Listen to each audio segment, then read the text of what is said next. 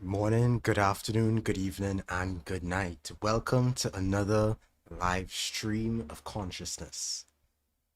Here to talk about some of the things that have been occupying my attention lately. Now, I have a lot to cover. I don't know how much of it I will, as is per usual. Depends on energy and how long my voice holds up and all that stuff. But main things I want to talk about are media. I'm not much of a media commentator or critic or analyst, but when I do have something to say about the things that I have been reading or watching, I'm gonna come on here and say it. First of all, how's everyone doing this afternoon, morning, evening? Did not think I was watching. Yeah, I've been watching Invincible since the first season, and I think after the second season, I was like, I cannot wait for this show to finish to get the full story. So I just went and I read the comics. So I've read all the comics, and I'm still keeping up with the show. Anyone read Walk Away by Cory Doctorow? Yes, I have. I talk about it from time to time. It's a great book.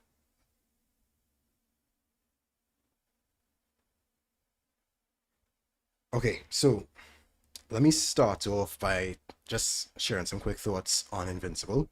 Just a spoiler warning for those who aren't up to date on season 4, particularly episode 3. In that episode, we got to see the development of Viltrum, or rather, some backstory on Viltrum, right? We got a bit of backstory on the Viltrumites in seasons prior, but this episode in particular, I think it was the third episode, where we got to see some of Nolan's backstory when he was a young adult or a teenager becoming a young adult, and how he was kind of jumped in to their society by both of his parents beating him up brutally on his presumably 18th birthday. So we know from the show that Argyle was kind of the guy responsible for developing Viltrumite culture in the direction that it went in. We don't know how long ago that was, but it seems, at least from what I could tell, that pre-Argyle Viltrum may not have been an empire, right? They could have been politically and ideologically diverse, but what we saw is that a civil war, which they call the Purge, was kind of waged amongst the population through the encouragement of Argyle to wipe out the quote unquote weak. And the weak, I think, has a bit of a double entendre in that history, because I think the Viltrumites not only consider physical weakness, but also mental or ideological, philosophical weakness. And by that I mean, I think that they would view anybody who disagreed with the philosophy behind the purge, with the philosophy behind the eugenics program, the dissidents, the protesters, the pacifists, whoever, I think they would view them as weak. And so they would have purged those people as well. Right? And so after that purge, you have this ascendant empire. And if I'm getting the order of events correctly, uh, the great betrayer, Thaddeus, I think it's Thaddeus, he kills Argyle and then he flees, right? And after he flees, the Viltrum Empire is continuing to building itself really on the backs of a slave class, as we end up seeing in that most recent episode. And, I really would have appreciated seeing uh, uh, the perspective of the slave caste in Viltrumite society, because this is an entirely different species.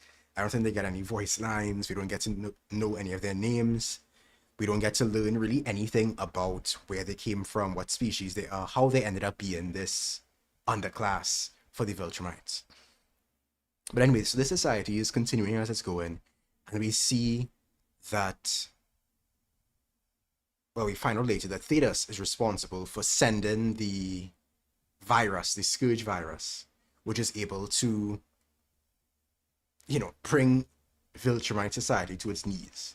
right? It's essentially a genocide against the entire Viltrumite Empire, and in the end, only about 50 Viltrumites, Nolan, aka Omni-Man, among them, being left behind. And so we see the impact of the Scourge virus. We see these people, buckling, falling on their knees, like crying blood. Like it's a really gruesome scene. We see Nolan seeing the death of his own father among the corpses that they end up tossing out into the vacuum of space, creating the ring around planet Voltron.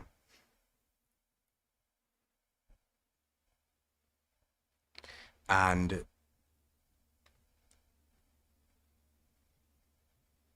we also see the slaves trying their best to help their masters, even to the very end, and then often being killed themselves. In fact, in the end, the slaves seem to be wiped out by the Viltrumite society on the decline. They served the Viltrumites, but they ended up being a threat to the Viltrumites in the sense that they could spread the word to the rest of the galaxy that, hey, the Viltrumites actually do have a weakness in this virus. And so I was watching the episode, and what I ended up thinking about was the concept of blowback, strangely enough. Um, Obviously, I wouldn't say that the United States and Viltrum are comparable.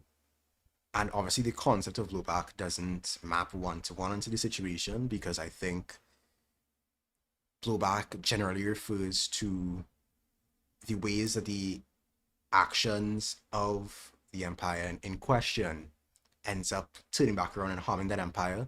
But usually it's by outside forces, by external actors. Thedas is technically an insider to Viltrumite society, or at least he used to be. So I don't know if that could be considered the same.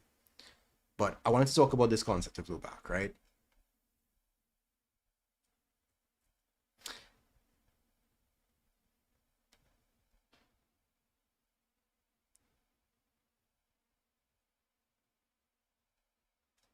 So I just pulled up, when looking for a quick explanation. Blowback is CIA coined the term blowback in a classified post-action report on the 1953 Iranian coup.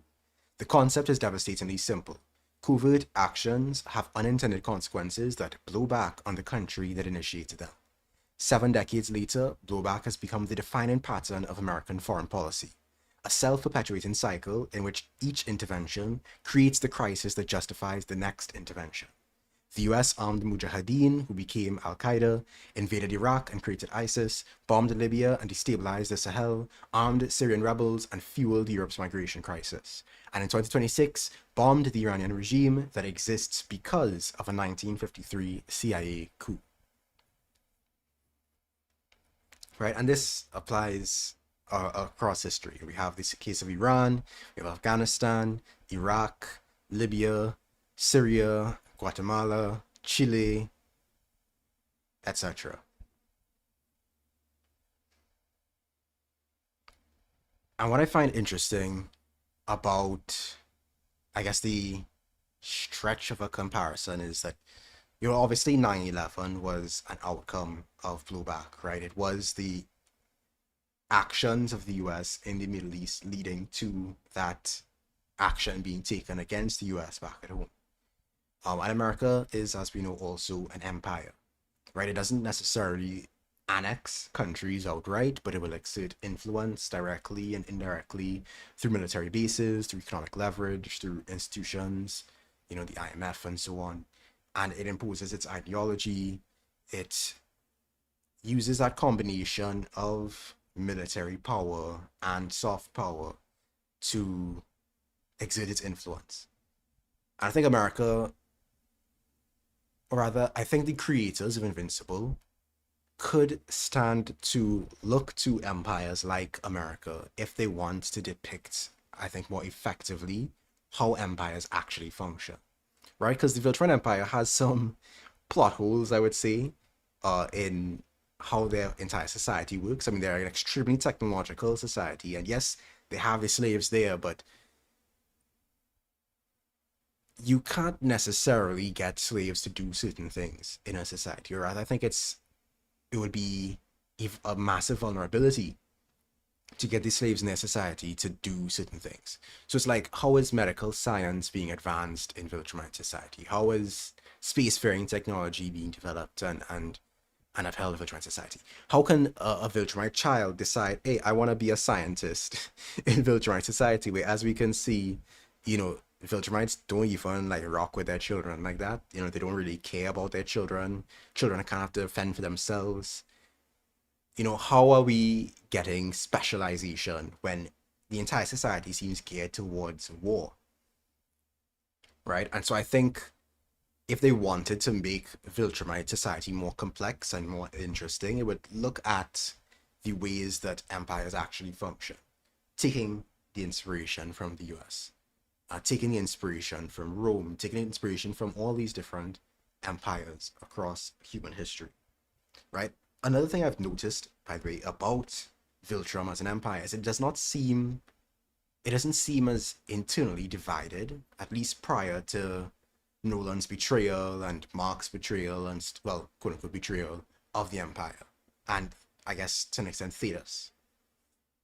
Real life empires are extremely internally divided. They have a lot of ideological variety and difference and conflict.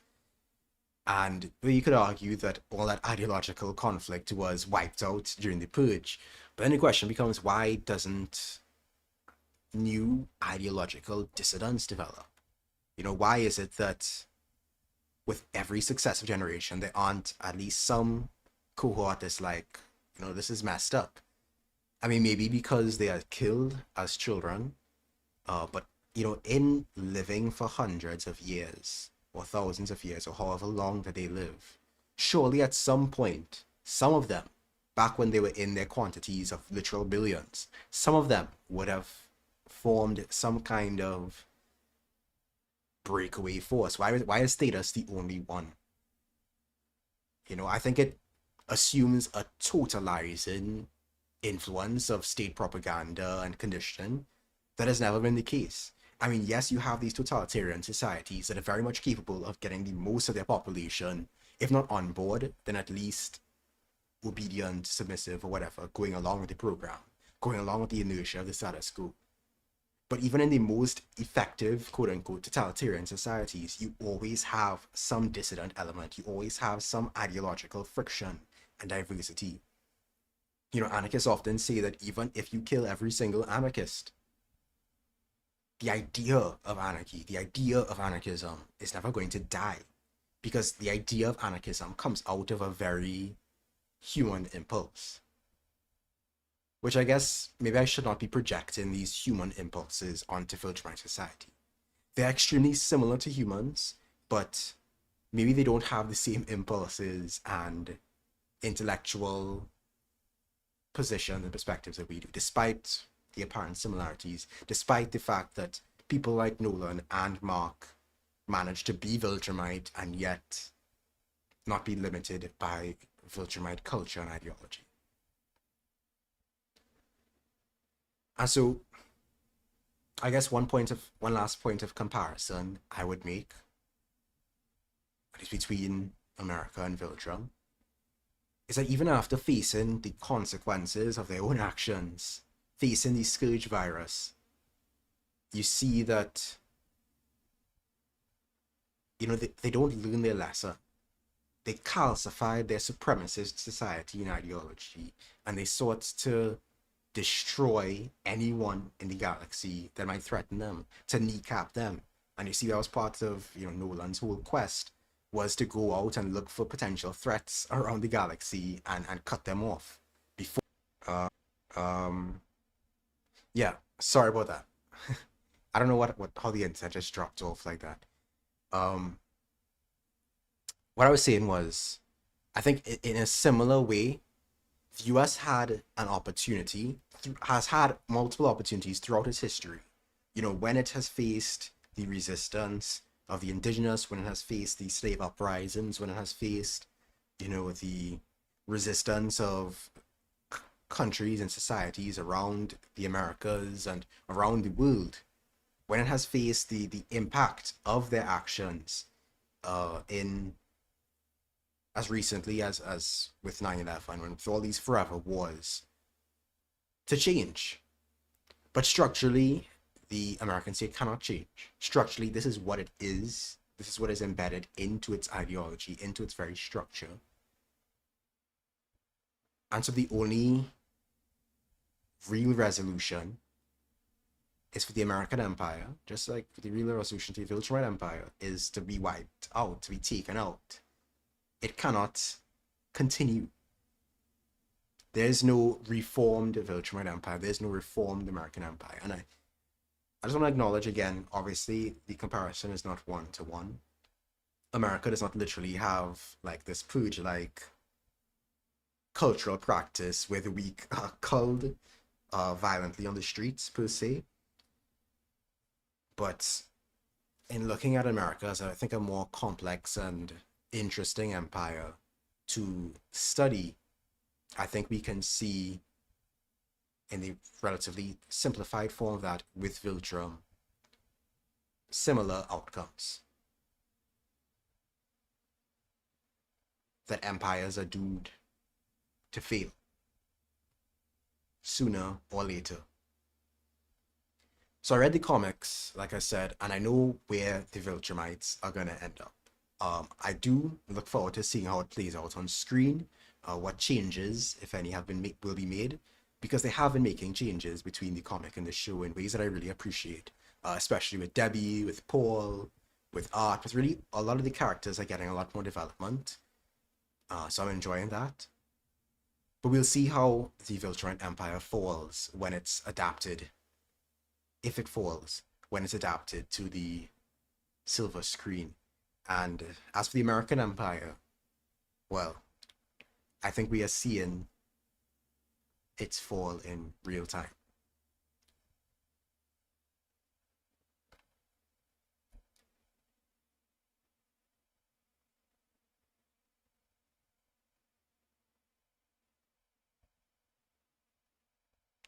So yeah, that's the invincible yap.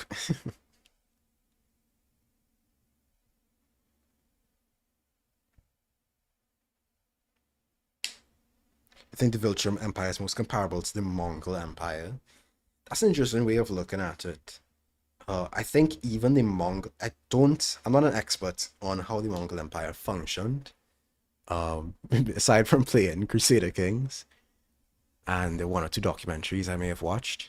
But if I remember correctly, the Mongols would have kind of adopted the administrative apparatus of whatever societies they had conquered. They would have installed themselves at the highest position of whatever state or power they would have taken over, they would have overrun, and kind of continued in that system. We see that with how they had invaded China and they established their own dynasty over the Chinese Empire. We see that with, if I remember correctly, there was a Turkish, no, not Turkish, wasn't there a Mongolian period of rule during the, I think, and I'm not sure, I think there was a Mongol period of rule in Iran or in Persia at one point in time. I can't remember what it was called though. I don't know if anybody in chat knows what I'm referring to.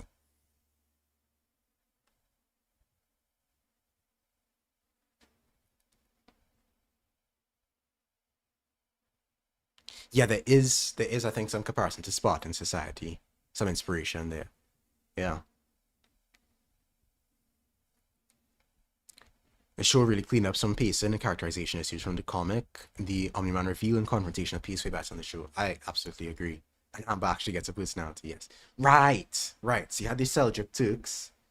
Uh, Seljuk Turks or Ilkhanate. Is that the same thing? Or are those different? Let me check that.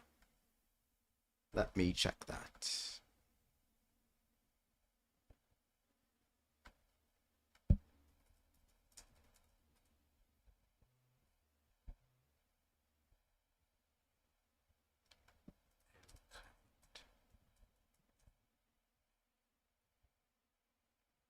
Right, Ilkhanate.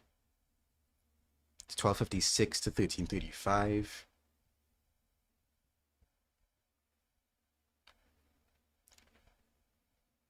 So this is prior to the Ilkhanate then. This is 11th century.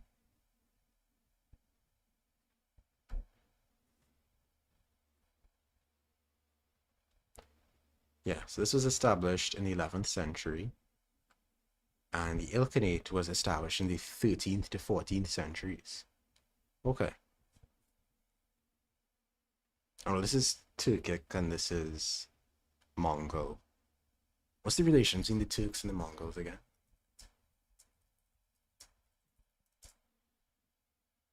Let me see, let me see.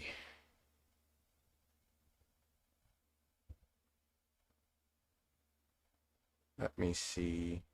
They're both nomadic groups. I know that.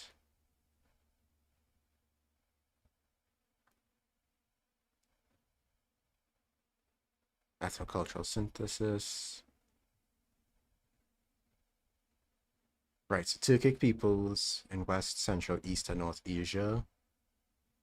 And then, so then the Mongol peoples are what?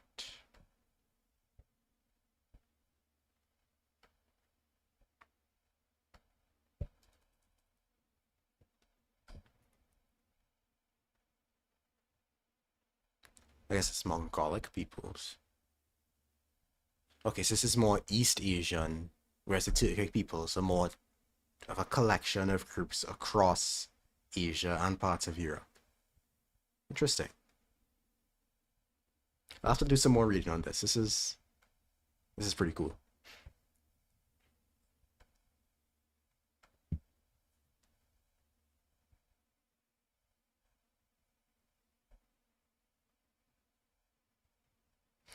Hulegu established the Ilkhanate, meaning subordinate Khan, technically a branch of the Great Mongol Empire, but effectively an independent state centered in modern-day Iran, Azerbaijan, and Turkey.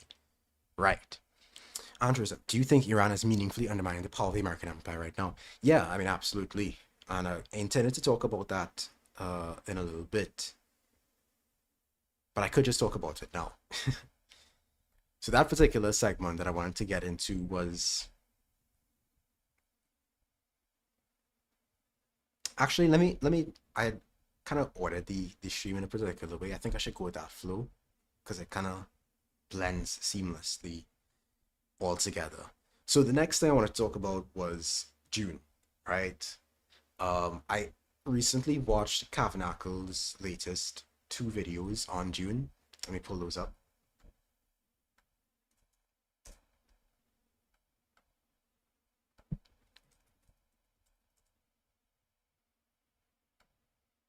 Right, so he has two videos. One is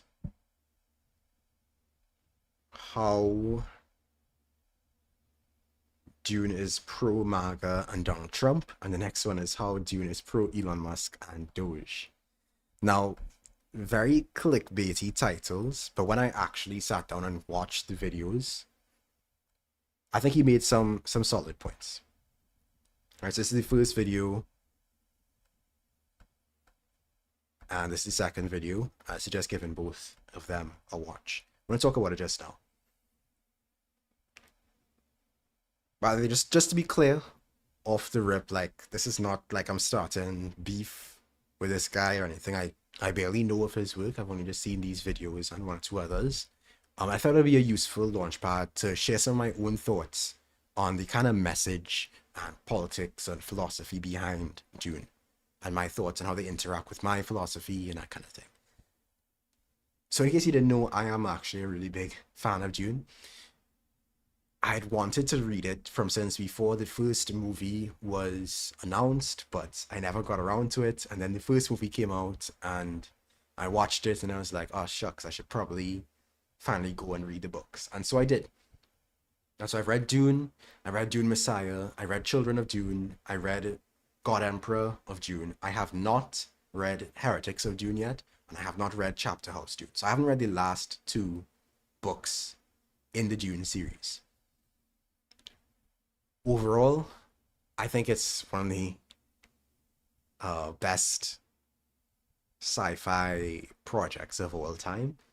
I appreciate even called Emperor of Dune, with its lengthy conversations and digressions about politics and philosophy and the meaning of humanity.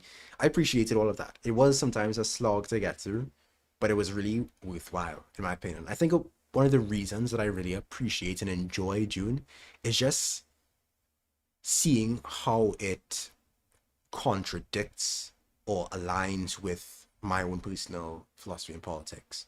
You know, I think about these kinds of things all the time. The reason I started the channel was to share what I've been learning about various topics as I'm learning about them. And having that background and knowledge and having some sense of what my values are and what is my guiding principles and stuff has allowed me to enjoy and to really appreciate sci-fi on a level, Dune included, on a level that I don't think I would have had I not had that foreknowledge. And Kavanagh kind of takes a similar stance because he talks about, you know, he studied international relations and things like that, and I think politics or something like that. He said he also studied, and so that was like kind of a way to get an idea, to get a grasp on some of the ideas being talked about in Frank Herbert's Dune series. So as I know, he's also a fan of the series, but yeah. They say, and it's a lot about takes Kava's had, namely the campus variety, but I'll say the flooding. Yeah, I don't know what Kavanagh's positions are otherwise. I think he's some flavor of socialist or whatever, but or leftist. I don't know how I feel about the term leftist, but I'm not gonna get into all that. I don't know what the rest of his ideas are. I'm more so interested in the points that he raises about Dune um in this video. And yeah, along the line, Frank Herbert felt that feudalism was the default setting for humanity unless we fought it. And yeah, that's something that Kavanagh actually talks about in this video. Is something that I have thought about and something I want to get into. So let me give a little bit of, I'll give him the last section. I'm not going to be one of those React Andes who just like watches the person's entire video. It's particular sections. I've pre-watched both videos, and it's particular sections of each video that I want to talk about. So for the first video, I just want to talk about its conclusion.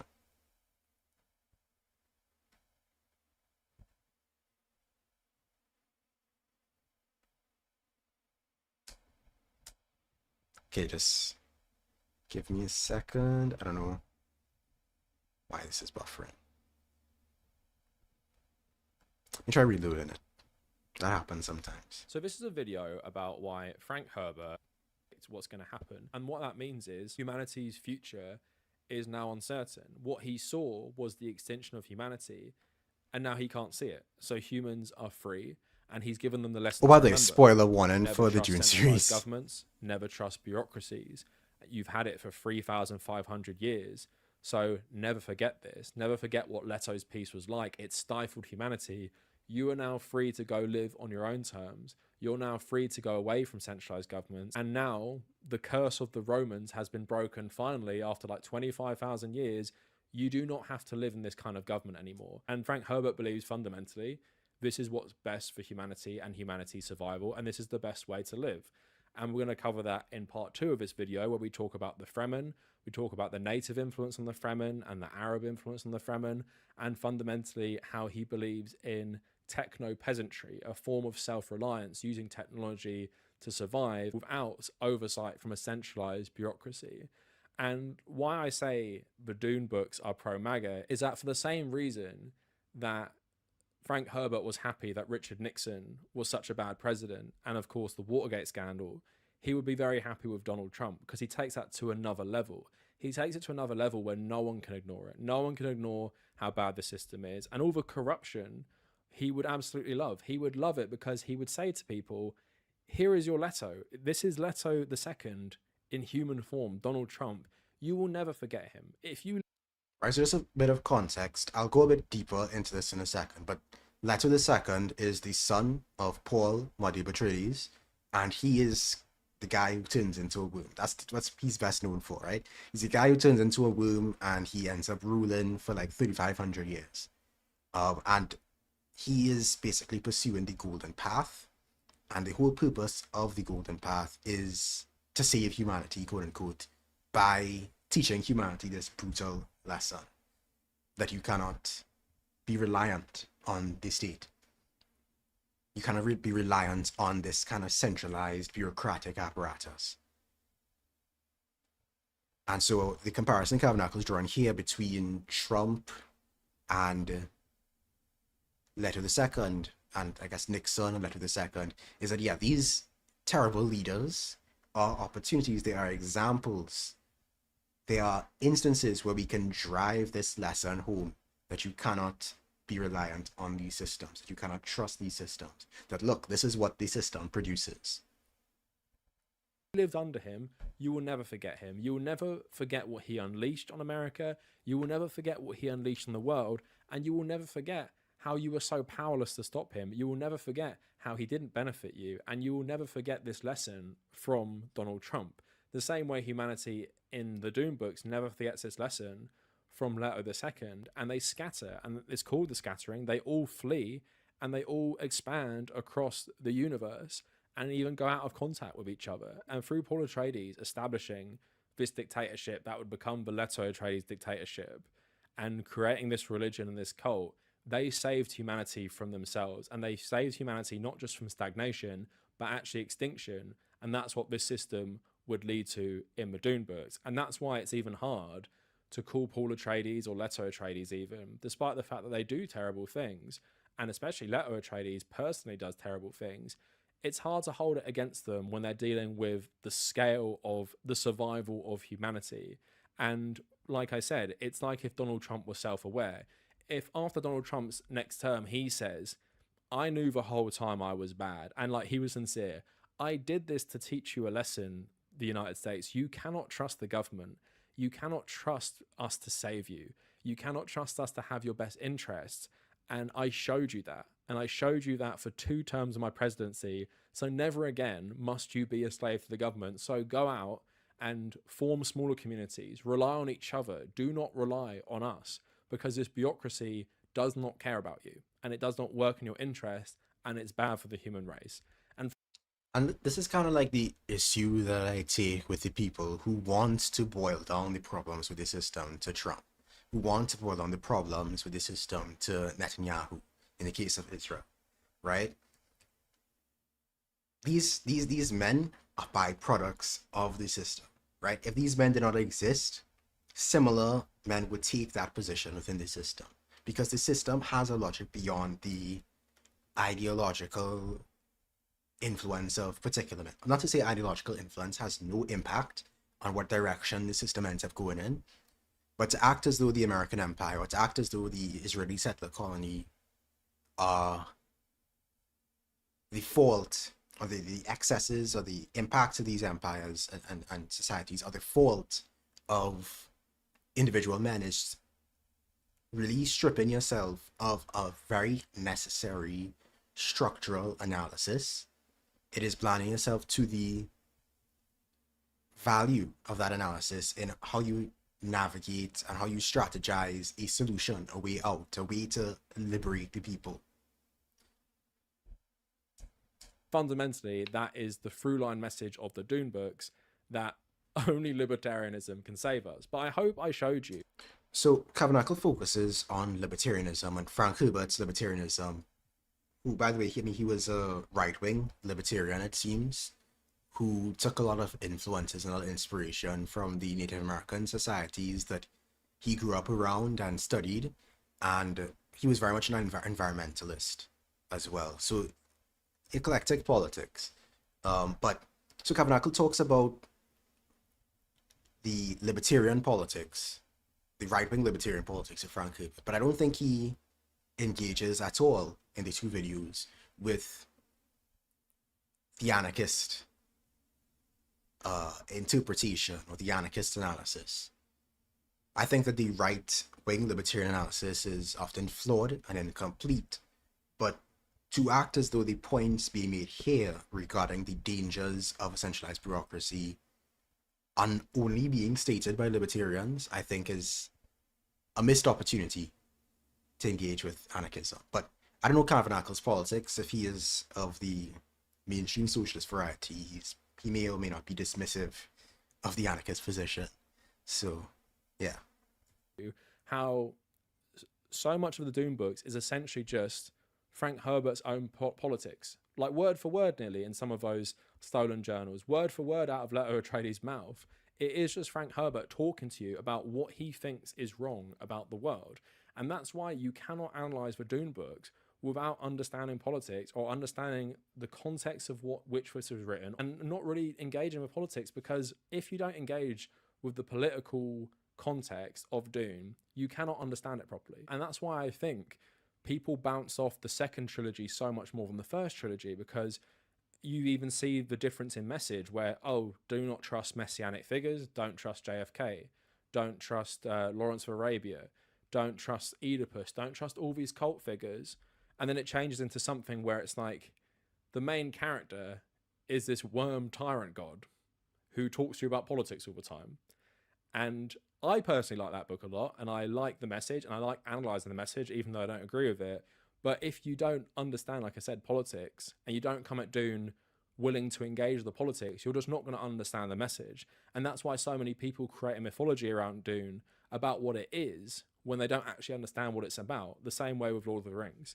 So, like I said, from all of this together, from what he said about Nixon, from how Leto Atreides is essentially Frank Herbert in many ways, I do fundamentally believe that the Dune books can be seen in a pro-MAGA context. It's just not the way you'd think. It's not because he ultimately loves Donald Trump for everything he's done. It's more that he'd love what Donald Trump has said to America through him even being president. And stay tuned for part two, because we're going to talk about. Right? So that was his take there. And you could see that it gave me some fertile soil for further conversation. Right? What I noticed about the Dune movies, at least my takeaway from them, obviously art is in many ways subjective, so people can take away different interpretations, different readings. It's not necessarily that one reading is the correct reading. It's just that, at least in my opinion, some readings are closer to correct than others. Anyway, so my take on the Dune movies, and we'll see how it pans out in the third one, is that Villeneuve is pushing that messianic critical and authority critical interpretation, not in necessarily the anarchist sense, but in the sense that, be careful, like you could still have authority, but be careful what this authority leads to. That kind of basic liberal kind of take that we just need to be careful and conscious about authority, but we can maintain it. I also think that the whole idea that bureaucracy devolves into feudalism, that to me is genuinely interesting, right? I had similar thoughts from before. I've also just been looking around me in the real world and seeing how middle class people move.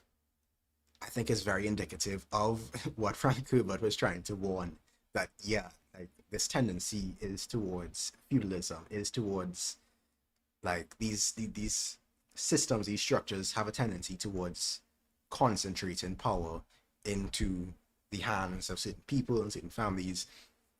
Because when I look at how, for example, nepotism operates, I have a kind of I would say a nuanced take on nepotism, which is that the impulse that drives nepotism is completely understandable, right? The idea that if you have a choice between somebody you know and somebody that you don't know, more likely than not, because we are a social species, you're going to choose the people that we know. And that manifests in hiring practices, often in a very detrimental way, because other opportunities in a very detrimental way, because you have people who are not necessarily qualified, or they're able to get ahead because of these connections despite not having the actual abilities.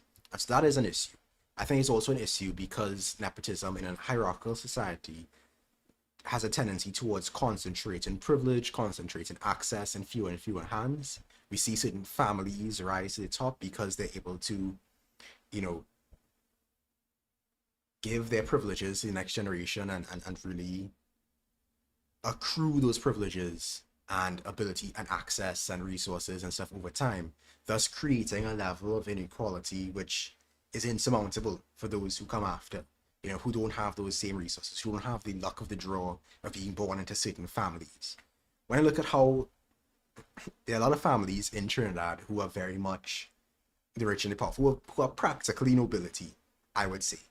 Maybe they don't operate exactly as nobility would have in medieval times, but the name recognition, the ways that they cooperate with each other to strengthen their position in the society's hierarchy, I think is very indicative of exactly this feudal impulse.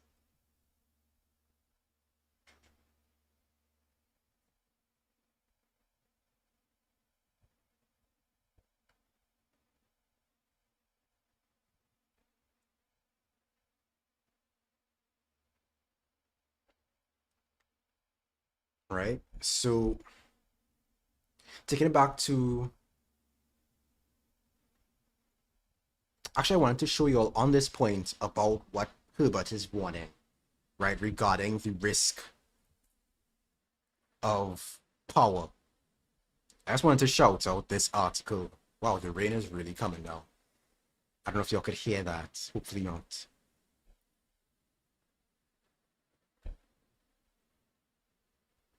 But I want to show you all this article that I came across.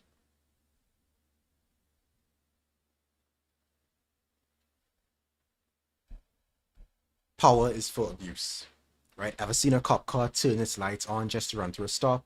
How would politicians treat on inside information? Ever seen blatant nepotism at work on politics? Remember the never-ending list of rapey industry moguls? We can talk about legality all we want, but laws are passed by those in power. Hierarchical power, which we commonly just call power, is made for abuse. So go and check out this article. I think it does a really good job of making that point that, we could look at different individuals abusing power, different instances of quote unquote corruption. But if that's all you're focusing on, the particular instances of harm and not the way that harm is literally incentivized, structured to be encouraged by these systems, then you're never going to really resolve the problem. You're never going to proactively deal with the root of the issue, in my opinion. So yeah, go give this article a read. This is Power is for Abuse by the Black Heart over on Substack. But I want to explain what is going on regarding the Golden Path, right? What is exactly that Leto II did?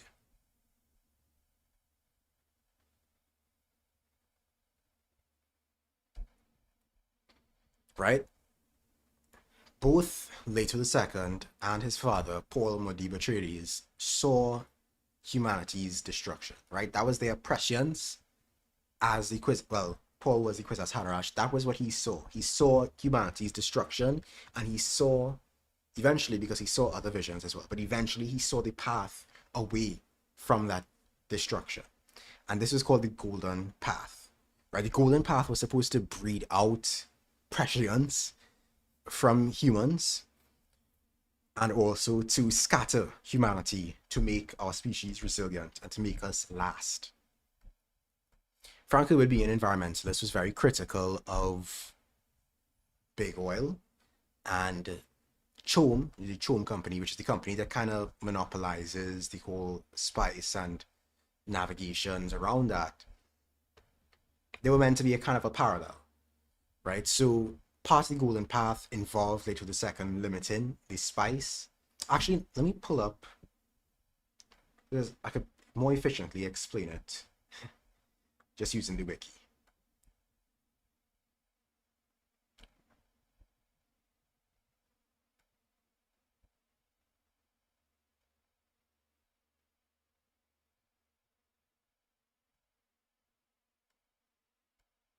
Through prescience, Paul Atreides and Leto II foresaw that humanity would end if it stagnated and remained confined within the known universe and rigid class structure of the Imperium.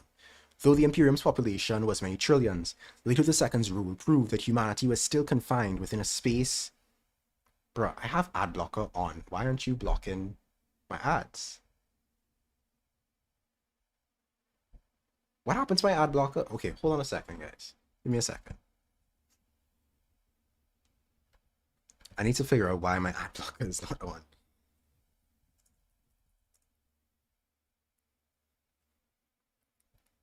I'm not trying to see detergent commercials. I'm trying to read something here, right?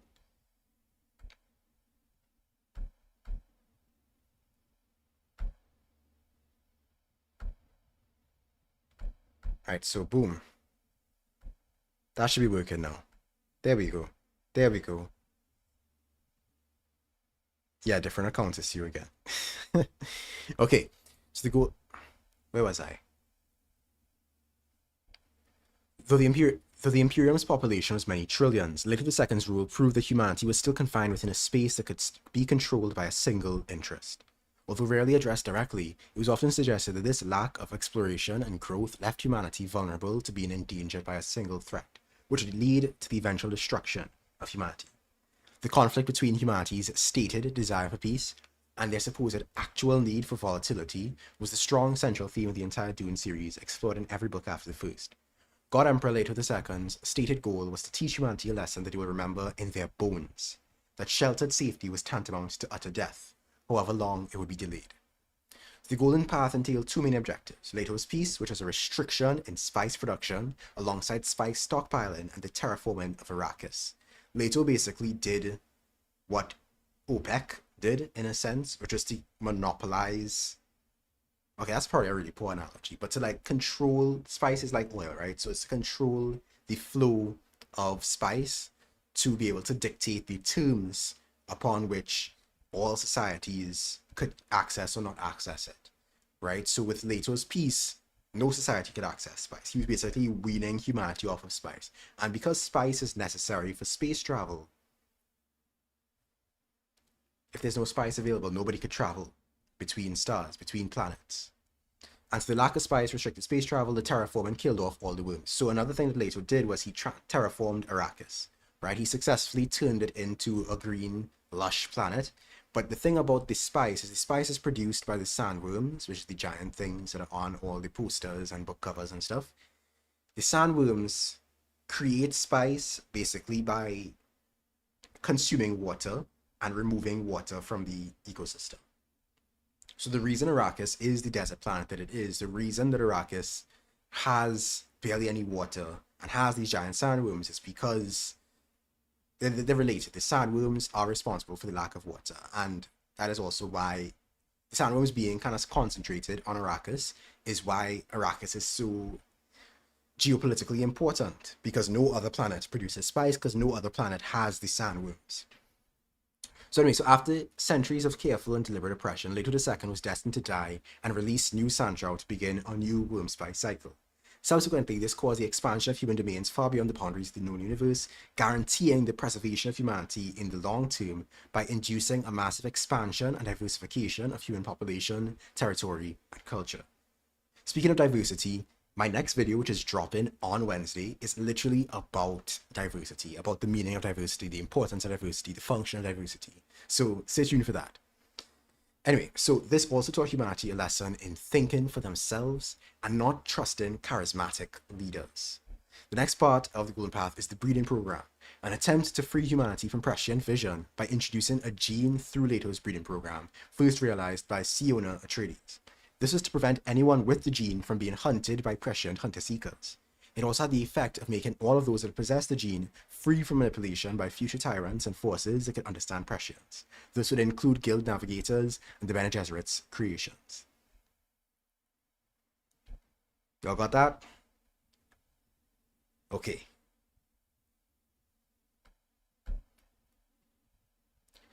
So, Leto is basically trying to break humanity out of this complacency, out of this, this system is what we have to do, this is good enough, we'll just go along with it. Because humanity had kind of stagnated, right, prior to the ascendancy of Paul and later Leto, right? You had this kind of balance of powers between the Emperor, the Bene Gesserit, the Space and Guild, the Landsraad, right, which they were, kind of backstabbing each other, manipulating each other, all these different things to maintain a status quo that was chugging along decently, but it was causing a lot of human suffering, and it was also fragile. It was not destined to last. And so, kind of the whole thrust of Leto's and Paul's golden path is to break humanity out of this centralized apparatus, which somehow is maintained across the stars uh, for a very long time. To break out of this centralized apparatus, to scatter, to keep innovating and branching out and growing and changing, to become more resilient. Now, I agree, I think, with the goal of the overarching goal of making humanity more resilient. Later the second and I can shake hands in that. We could see eye to eye on that. But I don't think I would ever shake hands with Later the second because I do not share the perspective that his plan would be effective to that end. Yes, you end up getting humanity out of the thumb of one government, one very oppressive, extremely centralized government. But the outcome, I don't think, is actually going to develop humanity's resilience to the threat of governance. Aside from the fact that, his rule literally strangles humanity for over 3,000 years, um, regardless of how horrible he was, people are gonna eventually forget that he was a thing, right? What you need to embed in the society and culture is an actual critique of authority, an actual analysis of authority, not just, oh, I'm gonna be the biggest, baddest, worstest authority ever, and that's gonna make everybody like break away. I haven't read the fifth and sixth book. I haven't read the fifth and sixth books yet. But I'm pretty sure from what I have heard about those books, his fall doesn't exactly lead to the scattering doesn't necessarily abolish authority. It still has just a variety of government. And I think the confusion people have with anarchism is it's just about fighting government. It's really about fighting authority and domination on all levels of society. The anarchist opposes the patriarch in a family home just as much as the anarchist opposes the statist and the capitalist. It's the idea that, oh, we just need to get rid of the one big authority while all these other little authorities can continue to run around and abuse others. I don't think that works, right? If the aim is to develop our resilience, I think part of developing that resilience requires actually instilling within the culture and society a critique of authority. And so the breeding program, which is because of the whole eugenics and aspect of it, that gives a certain gene to Siona Atreides, which is one of the descendants by way of later the second sister, Ganima. She is resistant to prescience, right? She cannot be foreseen by the seances, right? Which tend to weaponize their prescience to govern and to manipulate and to control the populations, right? And so by creating this gene, you create a population that cannot be kept under the heel of one government or one organization, one ruler, as would be possible with the abilities that prescience via the spice affords.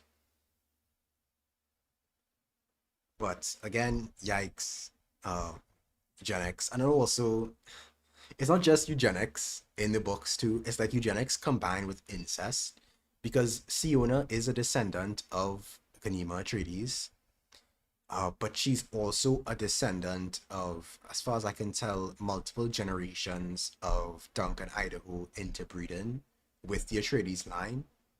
And yet, at the end of the book, she's kind of hinted at the end of God Emperor of Dune, it's hinted that she and Duncan Idaho end up getting into a relationship after all, which means that she is basically like her descendants are the result of her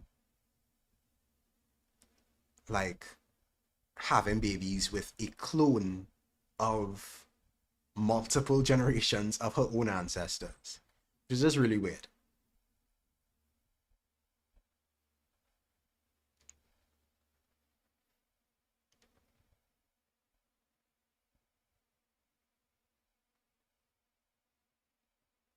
Yeah, yeah.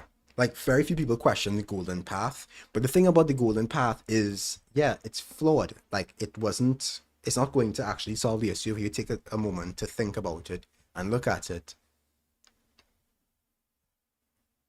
It's like Leto is taking control of the system to take a hammer into the system to kind of anticipate his own death. But the system may end up collapsing in the form of his totalizing rule.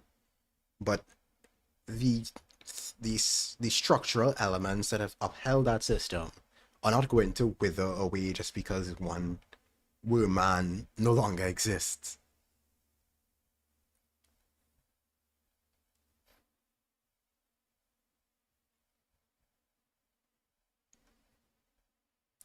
Right. Right. So I just want to get into the next of the videos that Gavin had because I had some thoughts on some of the things he was saying in that one too. Just give me a second. There are a lot of things that are done.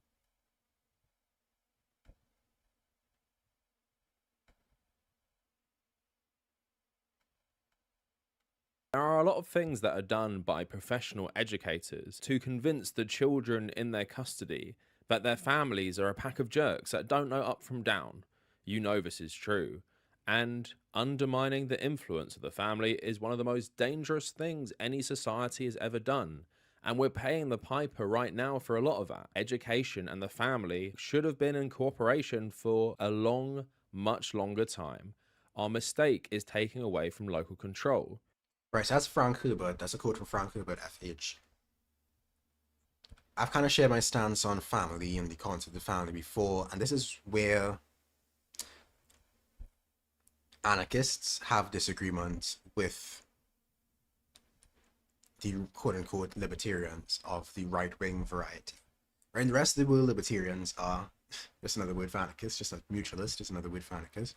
But in America, they have this kind of thing where libertarian means this kind of form of just anti state, but conservative variety. And that's the problem with this anti state but conservative variety is that it fails to analyze the other structures, the other authoritarian structures in society, family sometimes being among them. And so if you're curious about that, you could check out my critique of the family in Rethinking the Family. That's a video on my channel, you can go and search for it.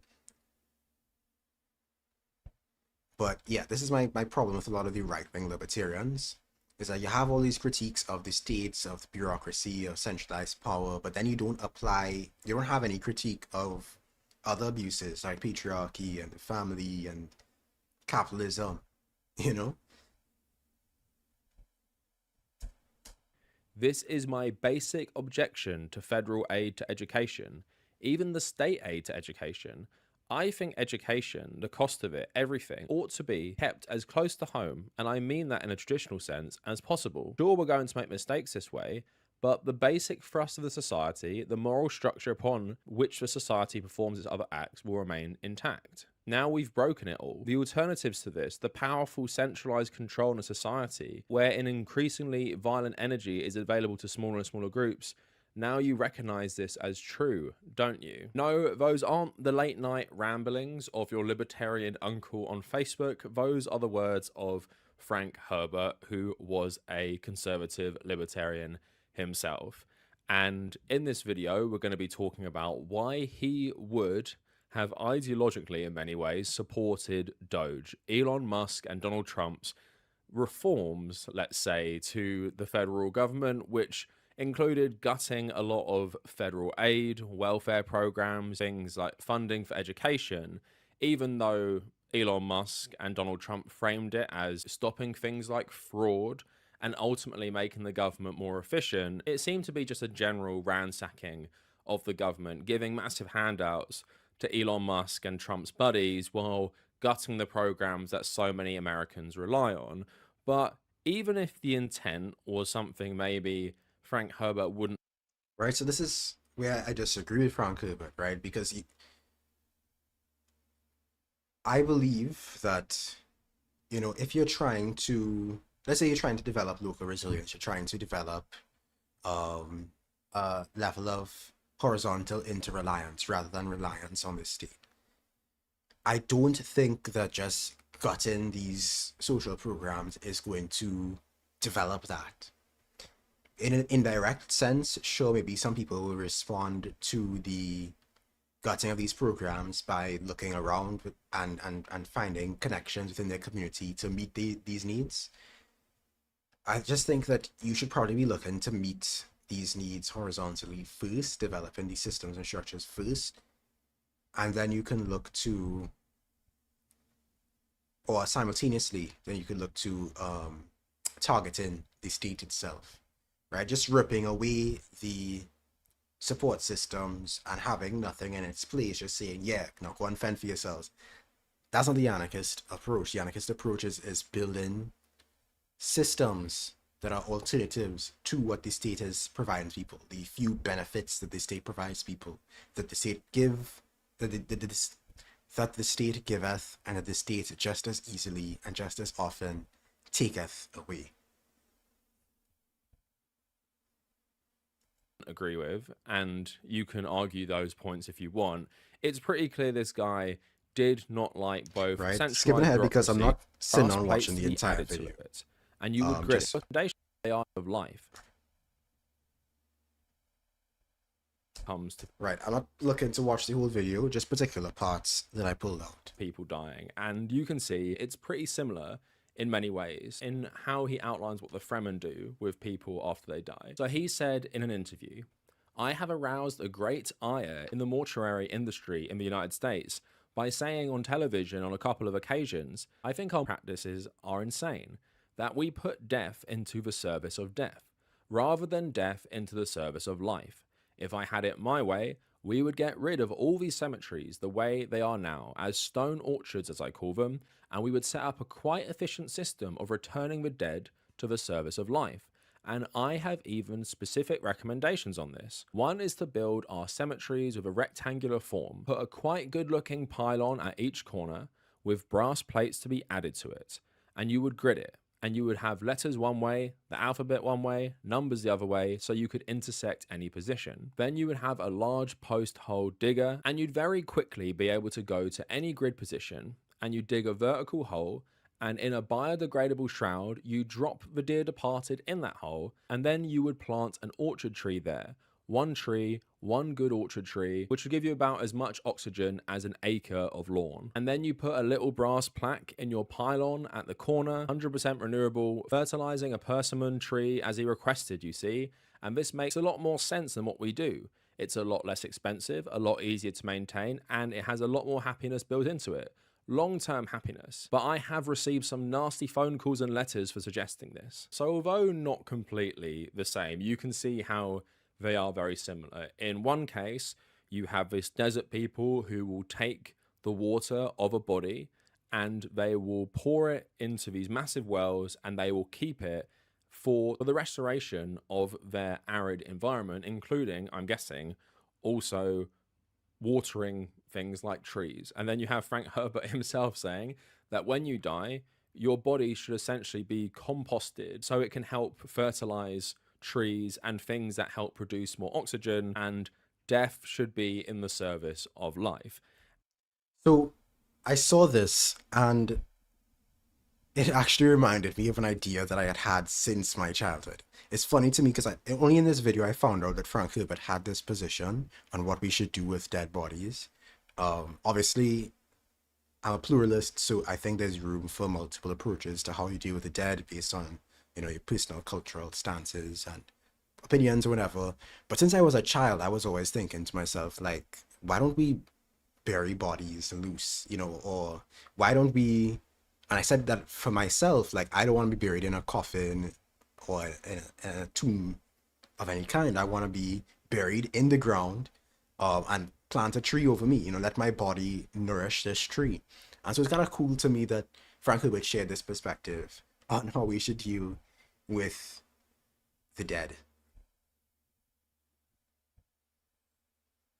Because I really do believe that the way that we have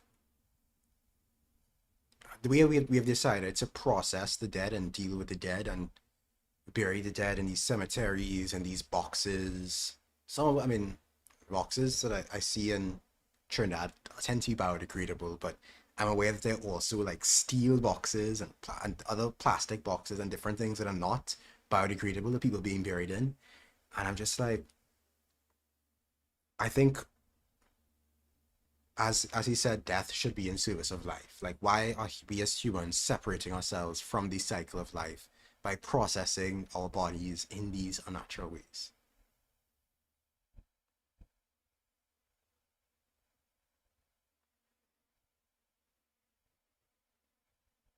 Right? And there is actually, if I remember correctly, when I got older, I did find like there was some kind of company that was doing that, that was like creating like coffins that were biodegradable and kind of shaped like a seed pod. Let me see if I can find it.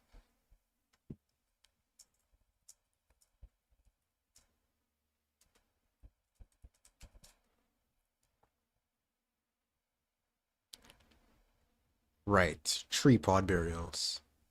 Yeah, so you bury people in something like this, right? And you have the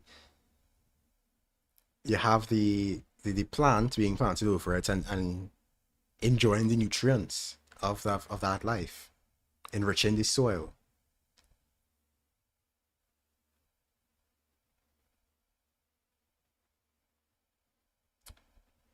Anyway, back to the video. The next part that I wanted to address was, I think, around 20 something minutes in. Let me see if I can find it. That's the limit of their possession. So Frank Herbert didn't trust anybody else to make a still by because of this is where they are. The seach is concealed. They have no exposed water.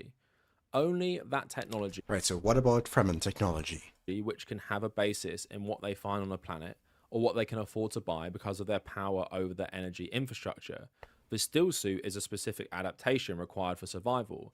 It again allows them to have more people in a desert environment than they could otherwise. It's the idea of a man packing his own parachute. You wouldn't trust anybody else to make a still suit if you're going to be out there, and your life is going to depend on it. The interviewer asking, so their technology is essentially limited to the things necessary for survival.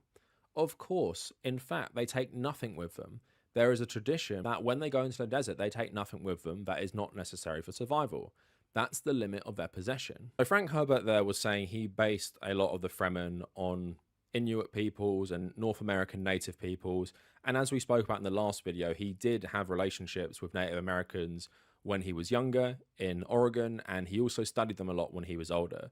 And obviously, what is pretty famous in Western culture about native peoples and what you learn in school is about how they live with their environment that isn't insanely destructive. And that is also part of their own religious beliefs often as well. And you can obviously see the influence that has on groups like the Fremen, where they live with nature. They obviously rely on the sandworms, and they even kill the Okay, someone's sandworms asking me to speed sometimes for up their religious this rituals and speech a little bit. creating new reverend mothers and creating the water of life, which is the blood I'll of a speed it young up to sandworm. But they also live in 1.3. symbiosis with nature. And Frank Herbert in this interview actually talked about that in contrast with how Western man seeks to dominate nature and completely use it for its own ends, where he talks about people like the Fremen and, I guess in his opinion, other native groups and other nomadic groups in the Middle East. They have to live in this relationship with their natural environment, which doesn't mean they destroy it. And they often live in like very harsh conditions, like the Inuit peoples do. So in terms of their technology, of their possessions, they have to be very, very limited. But like I said, this isn't just Frank Herbert being influenced by native cultures. He actually does think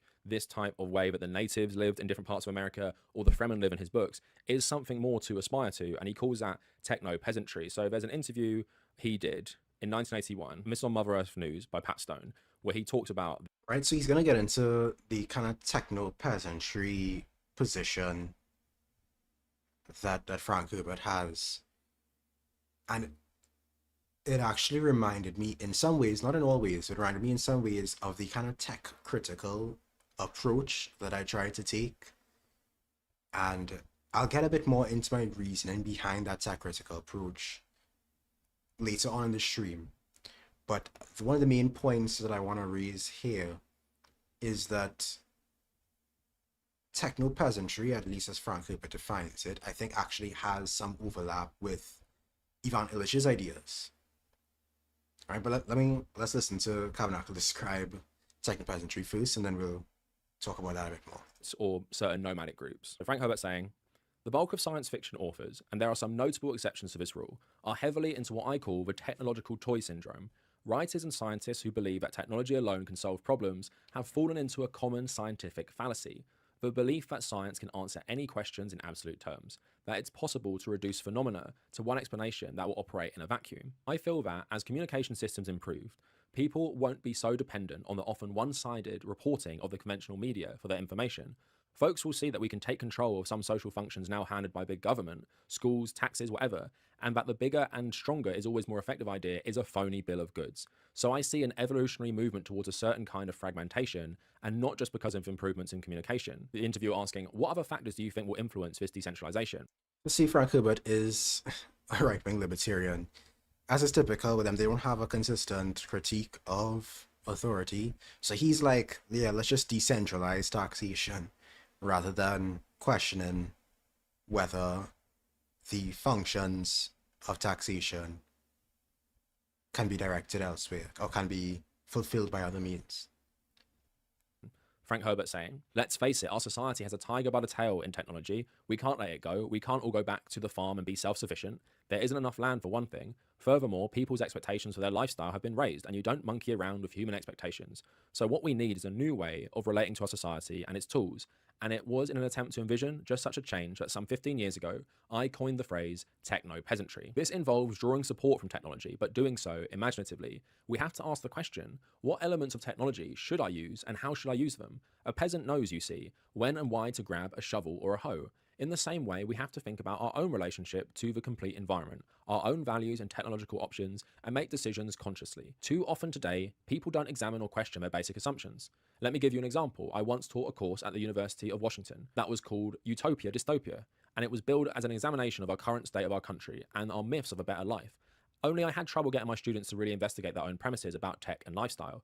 So I took them out for a weekend hike in the Olympic Mountains in the early spring when I knew the weather was going to be cold and rainy. And I told my class, well, we're out in the Olympics for 2 nights, it's going to rain, bring your gear, food, and paper and pencils for taking notes, and I'll meet you at the trail's head. Now, I'm a hedonist in the wilderness. I own a good down sleeping bag and a fine one-man tent. Naturally, my gear is pretty much a product of high technology. Once we all got to our campsite at a place called the Flats, I set up my tent, dug a drain trench, stashed some firewood under a canopy for the morning, and helped organize the evening meal. We ate and went to sleep, and when the rain came, I was quite dry and comfortable in my tent, but a lot of my students weren't so well prepared. During the night, I heard voices crying, my sleeping bag's wet, God, it's cold. I simply rolled over and went back to sleep, savage. The next morning, I got up early and built a big fire. The shivering students soon gathered round and we scrounged together something to eat. Afterwards, I told them to get their notepads. Then I said, okay, the bomb has just dropped and we're all that's left. How much of our former technology do we try to reconstitute? Well, let me tell you, those cold, wet people who had eaten an inadequate breakfast looked at society technology a good bit more closely than they had when sitting in a classroom. Students who've been saying things like, oh sure, I could do about all this stuff, began to ask some basic questions and to comprehend that technology isn't bad in and of itself, everything depends on how we use it. The interviewer going on to say, you're saying then that techno-peasantry involves people questioning their basic assumptions so they can make intelligent decisions about how to use technology. So Frank Herbert also saying, that's not all there is to it. For instance, most people today live in a light switch society where they have no actual connection to the tools they use. If the light goes off, they have to call the building superintendent to repair it. Knowledge has become institutionalized into specialities, and individuals have continually less and less power over their lives. We need to use technology differently so that people can understand their tools, and so they can be put back in touch with the natural world. In fact, one of the things our society needs desperately is a way for people to touch the earth personally and gain the restorative strength that comes with weeding or shoveling from really getting their hands dirty. We need ways that men and women can see the direct results of their efforts. So a bit of a long one to read out, but I hope you see the connections and the parallels in which I'm talking about there. So when he goes on that camping trip with his students, he's well prepared. He has the technology, he has the good tent, he has the good camp gear, and he has all the stuff he needs for survival. He is prepared, and he wanted to teach his students a lesson and make them examine what they would actually need to survive in a world where they could not rely on a centralized government, like if nuclear bombs had just dropped. Right, so when I was listening to him describing Frank Herbert's position here on technopeasantry, I was reminded, like I said, of Ivan Illich. As far as I can tell, Ivan Illich and Frank Herbert never met, even though they were contemporaries, right? They lived in the same time period. Illich published The School and Society in 1971. Frank Herbert first published Dune in 1965, so they were a couple years apart in their publishing, in their activity. And they seem to have come to similar conclusions, right? Because both of them were very critical of just blindly embracing technology and technological progress. Both of them were focused on seeing how tools, how technologies could serve our autonomy rather and our creativity rather than being something that we are controlled by.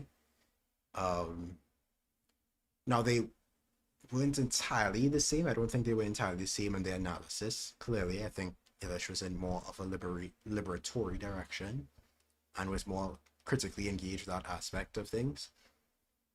But especially when you look at, for example, the Butlerian jihad that took place in the Dune universe, where humans rose up against thinking machines, I can't help but think that if they were to have a conversation, for one, that'd be like a really interesting conversation to just listen to, and for two, that they were on the right track. When we look at AI, when we look at these supply chains and how fragile they are, when we look at these technologies and the kind of push button society, the light switch society that we live within, I think we can get to a point where, yeah, like we probably should be a bit more critical, a bit more conscious about how we engage with technology. I had a video about this on being tech critical, I think last year or the year before. So you could go on my channel and check that out. But I think it's very important that we, especially in these times, especially with the impact of the closure of the Strait of Hormuz in particular, hitting this Western Hemisphere very soon, that we think very carefully and we continue to engage with how do we develop not necessarily self-reliance, right? Because we are an inter-reliant species, an interdependent species, right? So I don't agree with, Doge and like cutting welfare as a strategy for encouraging self-reliance, right? I believe that we are and should be interrelated without being dependent on systems that seek to strip us of our abilities and agency by limiting our knowledge and skills. Humans can specialize. I have nothing against the division of labor and specialization. We don't each need to know everything individually about, permaculture and how to build and how to fix all these different technologies. We can specialize. I'm not against that, but I think it is necessary that we develop or redevelop certain essential skills and that we learn to connect with each other on a horizontal basis to cooperate and, you know, gain from the skills that we don't have through the relationships we build with others.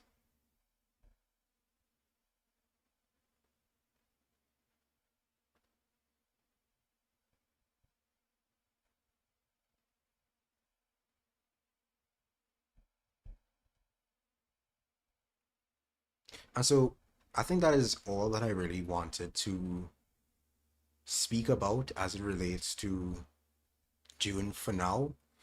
I'm sure I'll have more to say at a future date. I'll have more to say maybe after the third June movie comes out. I still suggest checking out Cavernacle's points here, his videos, both of them, because although they are clickbaity, I really did appreciate the points he was raising about the parallels between Herbert's ideology and the ideology present in June. However, I would make a little semantic quibble. I don't think, and at one point in one of the videos, he says that this is basically like the June books, Frank Herbert's manifesto. My quibble is that I think you could put some of your ideas in fiction form without it being a manifesto. I think you can depict certain things that you agree with, just as you can depict certain things that you disagree with, without it necessarily formulating your exact vision of a society, right? If what he's saying is true, and Hilbert did believe that our society should be more like the Fremen, okay, sure. But I also think that you need to, in these times of media illiteracy, drive home the point. When you're making that point, drive home also the point that you should not, as a reader, conflate depiction with endorsement. Because you see that all too often where people look at a media at face value, see it depicting something, and they're like, oh, so the author condones this or the author is advocating for this. It's not always the case. And there's also, of course, more to media analysis than purely authorial intent. So just something to think about, just my little quibble there. Otherwise, I love Dune. Looking forward to the next book, the next movie, sorry, and looking forward to getting around to reading the last two books.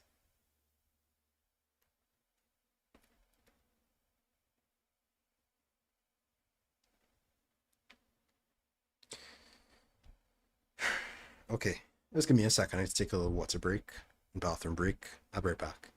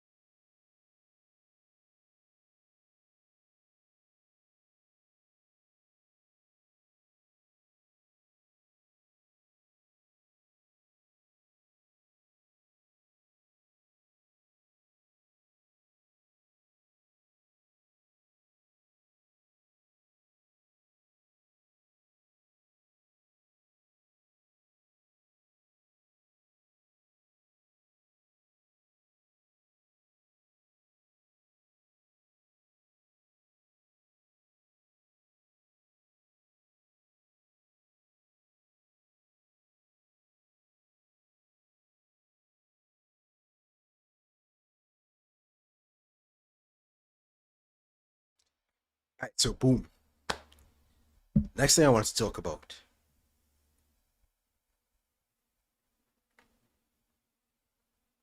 is, well, we'll start off by looking at this Instagram reel, and then we'll get into it.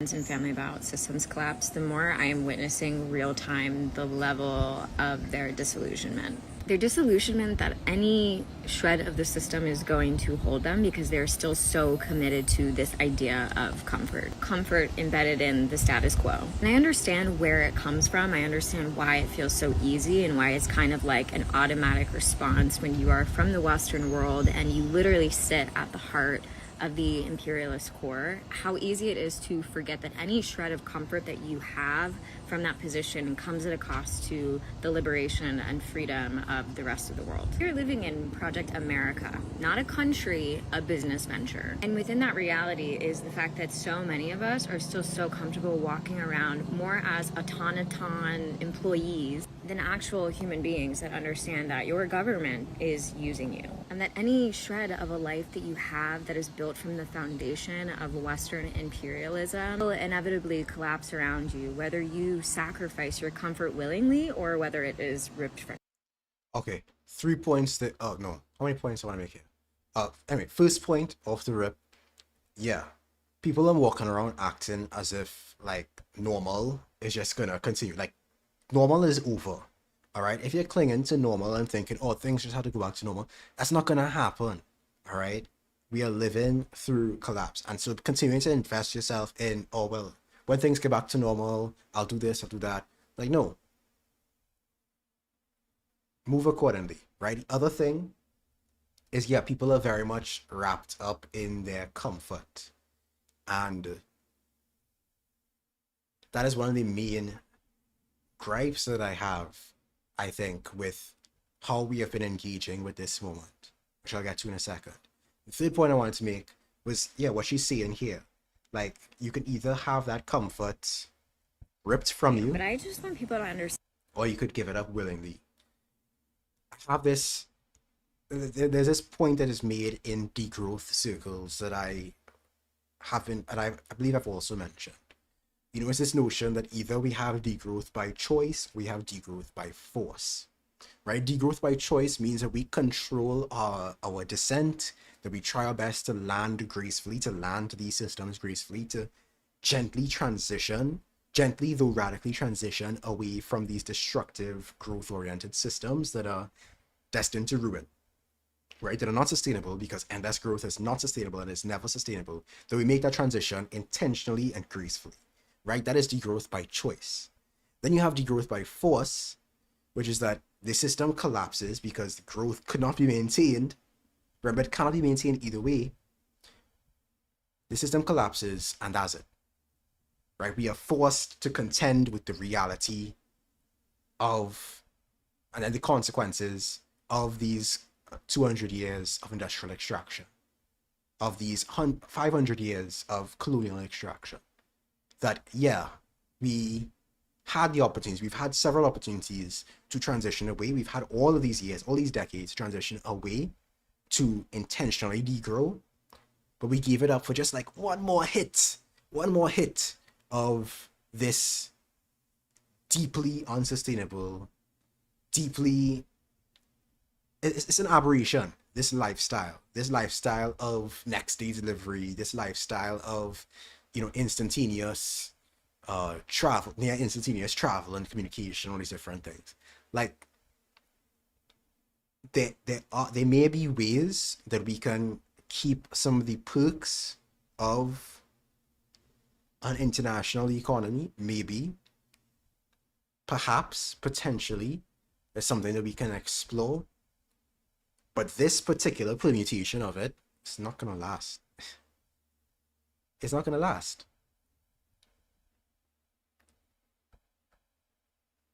And we can choose to accept that and to approach our social change accordingly, or we can pretend that, yeah, things are just gonna go back to normal.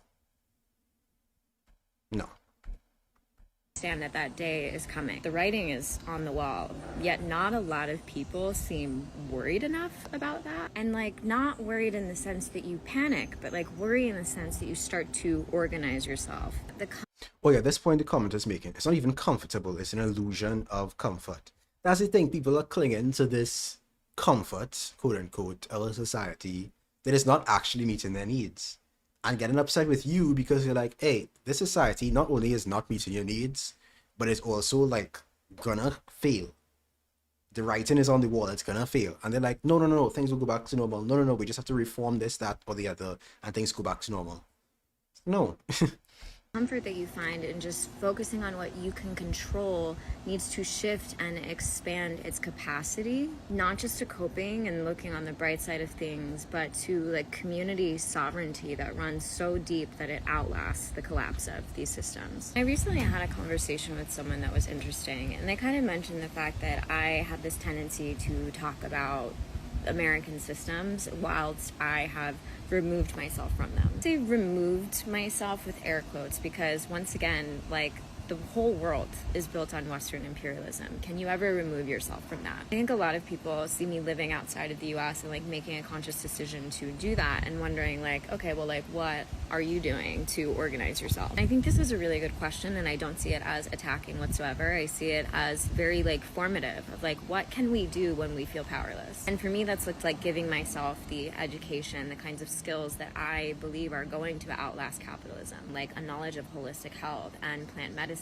and how to heal people, body, mind, and spirit. Looking into how to grow my own food to create food sovereignty for myself and others through permaculture. And after that, I hope to take a carpentry course. I hope to reunite myself with these skills that our ancestors had that have been strategically lost in the last hundreds of years since the Industrial Revolution. And community building is definitely on my list as I achieve all of these things and hope to find people that feel aligned with the path and the process that I'm on. On the way to finding your ideal village, you have to actively be becoming your ideal villager.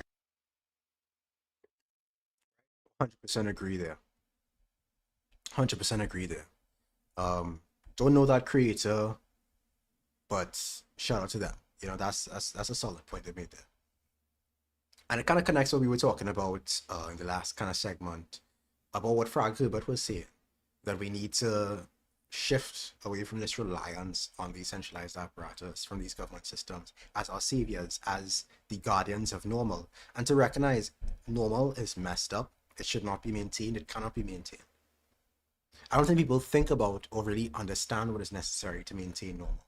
Okay, there's a kind of an intentional ignorance right? An enforced ignorance about what normal entails.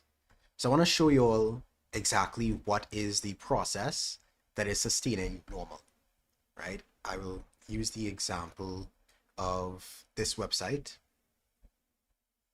Hold on a second. Let me pull it up. I've actually referenced this before.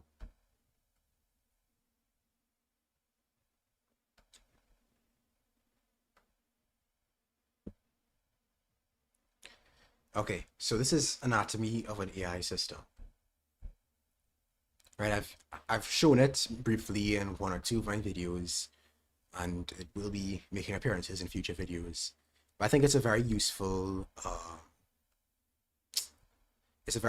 resource for thinking about how not just AI systems, but a lot of the technologies that we enjoy and don't think about are actually being produced. Right, so the chart is very large and it could take a lot of time to look through it. But you have over here income distribution, right? The CEOs and stuff on the top of the income distribution ladder, and at the very bottom you have the e-waste and landfill workers, the repair services, the underground miners, and so on. Right, and all along this chain you see the levels of income and how it's distributed. Right here you look at the geological processes of deep time that have produced the elements on the periodic table, and when you look at the exploitation of those elements over time from 1950 on, when you see this dramatic rise proportionally with China coming out on top here, but China of course feeding the rest of the Earth's demand. And so you start with any one of these elements, right? Call it element X, and you go forward. You have the mines, which require certain resources, which require certain labor, which produce certain waste. And you see that the profit from this system is being fed further up the chain. Right? The mines, the issues with mines, with getting these rare earth minerals include hard labor, forced labor, child labor, low-paid labor, conflict minerals, and environmental and working hazards. Hazards related to the environment include erosion, formation of sinkholes, loss of biodiversity, etc., etc., etc. Working risks include accidents and health risks, cave-ins, floods, dust, fumes, etc., heavy loads. Then you move up to refine it. And you notice on each step of the process, you have transportation. Transportation, which relies on oil, of course, and gas. So we have transportation to the next stage in the process, because this is a global process. It's not all taking place in one part of the world. And so you have the smelters and the refiners, which are dealing with a lot of waste, which are dealing with a lot of working hazards, radiation, dangerous gases, corrosive chemicals, etc. And once again, the profits are extracted from the labor combined with the material producing waste. The profit is going towards the owner in that system. Transporting, again, we get to component manufacturers engaged in it, and with that comes the issues of toxic waste and health hazards, the use of toxic materials, the irradiation of skin, miscarriages, birth defects, neurotoxins, air pollution, toxic waste, groundwater pollution. All this goes into the components that all of our technologies rely on. Then you have transportation. You move on to transportation. You have the assemblers, the next step in the process: low-paid labor, illegal working hours, unfair compensation for unscheduled overtime, health and safety issues, etc., etc. Where the profits go in, again, owning classes. You move on to distributors. The distributors take those products. The profit from those products again go to the owning classes. And the transportation takes us to these different aspects of domestic infrastructure: the Amazon Echo Dot, the home Wi-Fi routers, cables, repeaters, servers, energy consumption, water consumption, voice services. And when you look at voice services, you see the kind of, and AI training as well, you see the kind of black box aspect of it, where we don't even know the extent to which these systems work, how they operate, who is being exploited, or what level of information is being extracted. You see the extraction of data as well, and how data is processed, the violations of privacy. So I encourage you to really take your time and look through this chart. I'm not going to cover everything, of course. You see how human labor is being used to feed into this AI process, right? The immaterial labor, mostly, the knowledge and experience being fed into these systems and being profited from by these systems, by the people who run these systems. Right, data preparation and labeling. You look at this chart, you have the quantification of human-made products and the quantification of human body actions and behaviors. Whoever made this chart, I think they did a really fantastic job. If you're curious, it is anatomyof.ai. You can go to that website and find this whole thing. Then you see the end of the process, the end of the life cycle, the waste that comes from households and companies and public bodies. And that waste filters and is collected by the informal sector and the formal sector. It is shipped in some cases overseas. It is recovered in some cases, leading to various working hazards and environmental hazards. It is disposed of in ways that feed into, once again, the geological process, but disrupts that geological process because of the often long life of these products and the concentration of these products in areas that were not designed to effectively absorb all of these waste materials. And so when you look at this and you study this chart and you look at this whole process and this whole framework of exploitation that goes into something like a phone, a smartphone, it goes into a AI system, I think it's very difficult to come away with that with a sense that, oh yeah, we just need to like make a few reforms here and there, or oh yeah, we just need to, you know, put it in workers' control. This is on a systemic level, this needs to change, and part of that transition, I think, needs to be developing a sufficiency that does not rely on these electronic systems. Again, I actually use technology. I'm not opposed to technology on its face. I'm just critical of technology, of where it's coming from, of how it's being produced, of how sustainable these technologies are, especially when you factor in things like planned obsolescence, you factor in the lack of repairability of a lot of these technologies. We're producing all these things and it's like designed to go into the landfill in many cases. It's designed just to profit. And unfortunately, I feel like so alone sometimes in thinking about these processes and thinking about like, yeah, these technologies are useful, they're helpful, they allow us to connect with each other, they allow us to do all these different things, but then also they save lives as well. Let's not ignore that. They save lives. And yet, for all these lives that they save, they also take lives. You know, and on the consumer end of things, we need to think about that. We need to interrogate the latent treatler particles that we may be inhaling through propaganda and through the incentive structures of the system. By treatler, by the way, I'm just referring to the idea that you, as a consumer, rely upon these consumer services, rely upon these exploitative systems, and refuse to consider them, to care about them, to think about the impact on labor and think about the impact on the environment. Now, I know treatler can be used in other ways, can be weaponized in sometimes very harmful ways, but the idea of the treatler is, in some ways, I think, valuable, right? To think about, oh, how am I being a treatler right now? How am I engaging with the things that I consume in ways that do not account for the impact of that consumption? Or how am I consuming in ways that just care less, that just shrug these things off? It's like, oh, well, you know, as long as I get my phone, as long as I get my computer, I don't care.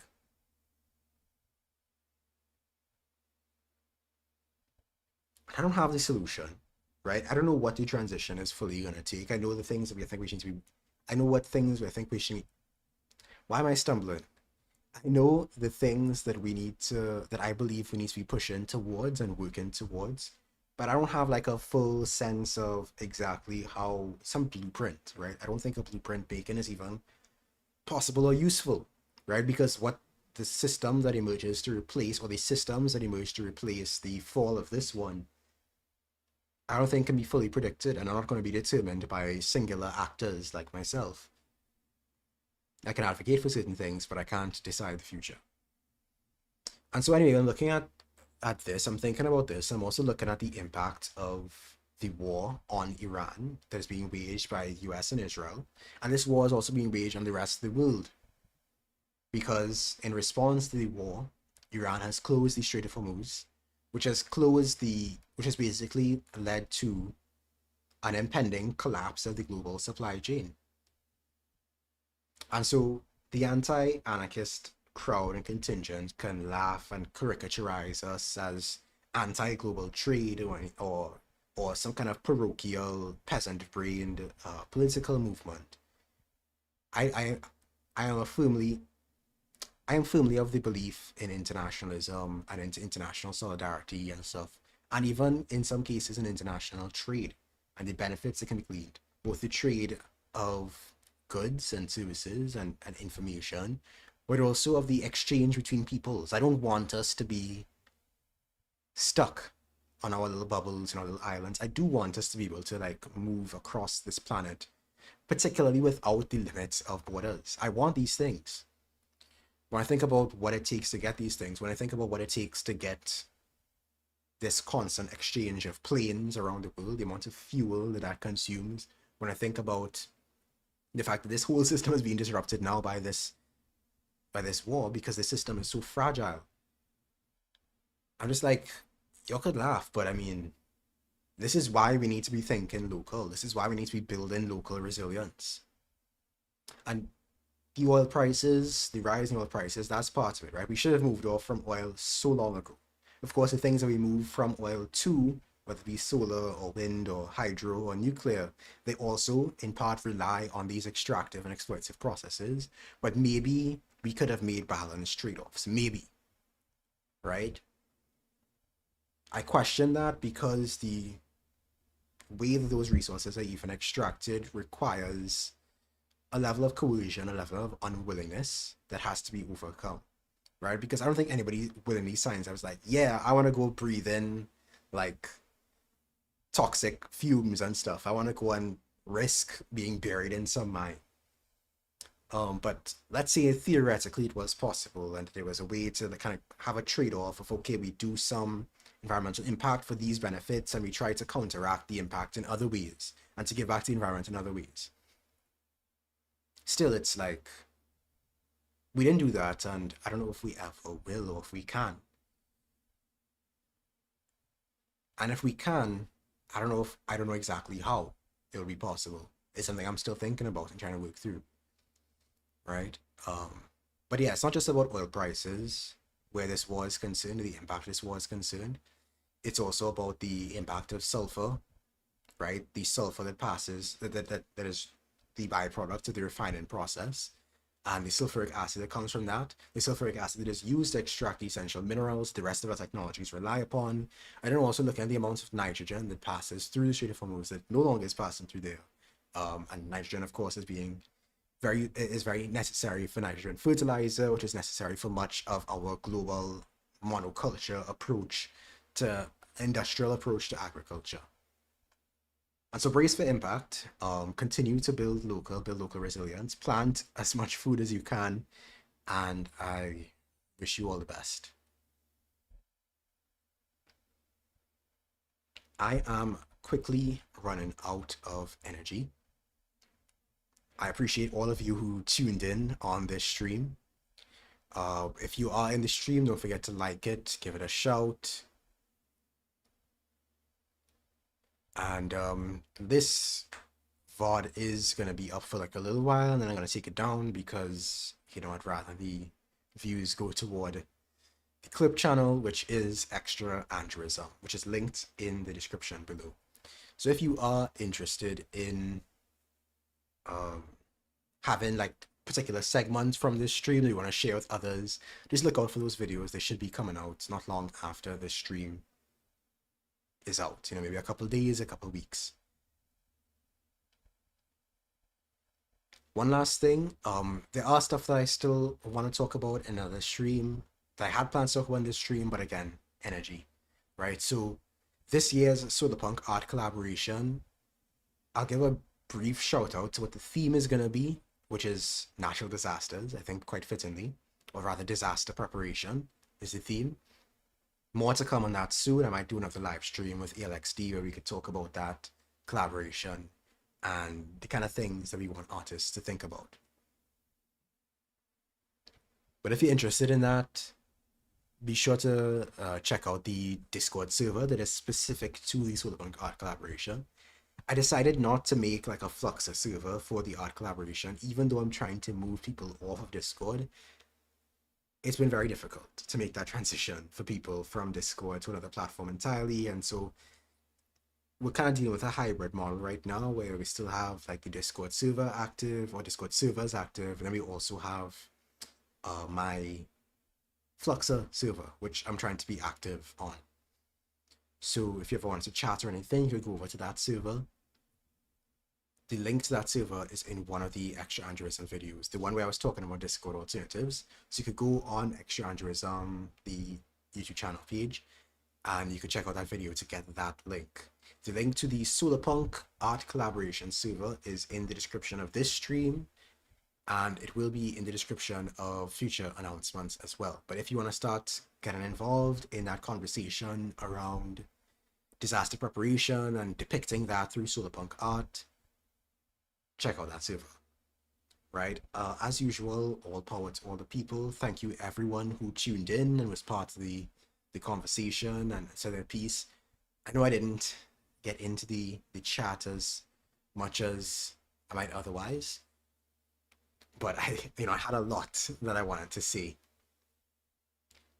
But I hope that this stream has been meaningful, that it's been helpful, that it's articulated certain thoughts you may have had, or exposed you to a perspective that you had not considered previously. Be kind to yourself, be kind to others. Stay tuned for the next video coming out on Wednesday that is about diversity. And also check out my Substack. I've been dropping articles and stuff there, including recently an article on the problem of the rhetoric of Marxism by default. So if you're interested in that, I have links on my community tab.